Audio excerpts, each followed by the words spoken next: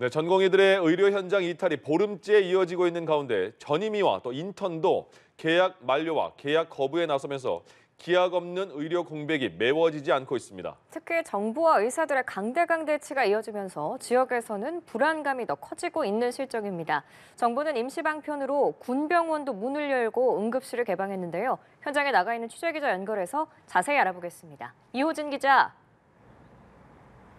네, 국군 대전병원에 나와 있습니다. 이곳은 원래 국군 장병과 군인 가족만 이용할 수 있는 병원인데요. 하지만 지금은 응급실의 경우 민간인 환자도 이용이 가능합니다.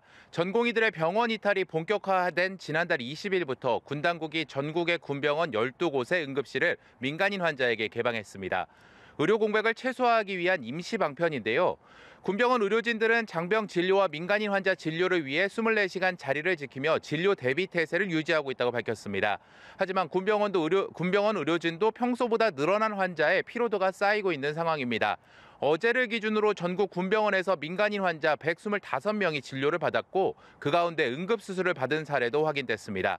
이렇게 군병원을 개방해야 할 정도로 이번 사태는 점점 파국으로 치닫고 있는 모양새인데요. 그나마 이렇게 군병원이라도 있는 지역은 의료 공백을 메워가고 있지만 군병원마저 없는 지역과 가뜩이나 의사 수가 부족했던 지역의 경우 의료 공백이 더욱 빠르게 진행되고 있습니다.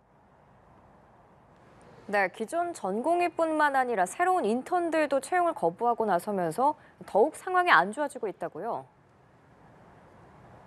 네, 그렇습니다. 수련의로 불리는 의과대학을 갓 졸업한 인턴들은 통상 3월부터 병원에서 근무를 하게 됩니다. 하지만 이번 사태로 대부분의 수련의들이 임용을 포기한 것으로 나타났습니다. 대전 지역을 기준으로 충남대병원 60명, 건양대병원 30명, 을지대병원 27명, 대전 성모병원 25명 등 신규 임용될 예정이던 인턴 전원이 임용식을 미루거나 오리엔테이션을 받지 않았습니다. 인턴뿐만 아니라 신규 전임의들의 임용 포기 사례도 잇따르고 있어 전공의와 전임의들의 이탈이 이어지고 있는 상황입니다. 근무지를 이탈한 전공의들에게 보건복지부에서 현장으로 복귀하라는 명령을 내렸지만 대부분 돌아오지 않고 있습니다. 대전 지역 주요 대학 종합병원 5곳에서 사직서를 제출한 전공의 414명 가운데 1명밖에 돌아오지 않았습니다.